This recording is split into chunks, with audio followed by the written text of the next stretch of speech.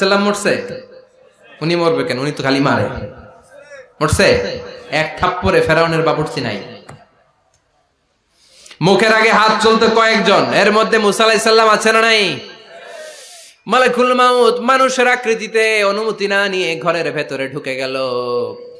ঢুকে বলে, আনা মালাকুল মাউত, আমি মৃত্যুর ফেরেশতা। তো কি চাও? জিতু আন আকবাদা রূহাক, আপনার রূহ কবজ করতে আসছি।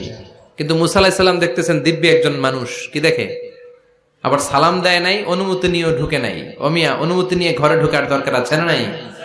মুসা আলাইহিস সালামের মেজাজ বড় গরম। উনি বললেন, কি করবি? কয়, আপনারে মারবো। কয়, এদিকে আয়।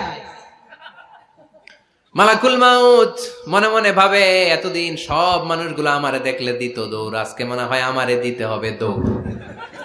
এক পা গায়ে দুই পা পেছায় সাহস করে সামনে গেলেন।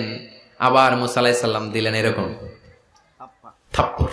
ফাসাক্কাহু ফাফাকু আইনা, বুখারীর বর্ণনা, এক থাপ্পড়ে চোখ নাই। ঠিকই মালাকুল মাউত দৌড়, এক দৌড়ে আল্লাহর কাছে। আল্লাহ বললেন, রাখো, এটা মুসা আলাইহিস সালাম, তার মেজাজ বড্ড গরম, আমাকে কথা বলতে হবে। আল্লাহ বললেন, মুসা, বুখারীর বর্ণনা, গরুর পিঠের উপর হাত রেখে দাও। রাখা হলো।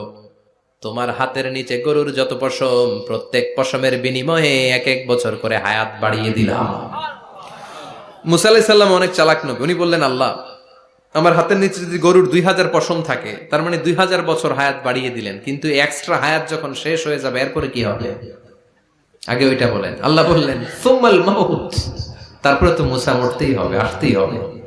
সাইয়েদনা মুসা আলাইহিস সালাম বললেন, ফাল আনা, তাহলে আর দেরির দরকার নাই, এখনই আমি আপনার কাছে চলে যেতে চাই। মালাকুল মাউত মুসা আলাইহিস সালামের রূহ নিয়ে উড়াল দিলেন। সুবহানাল্লাহ। বাঁচতে পারছে?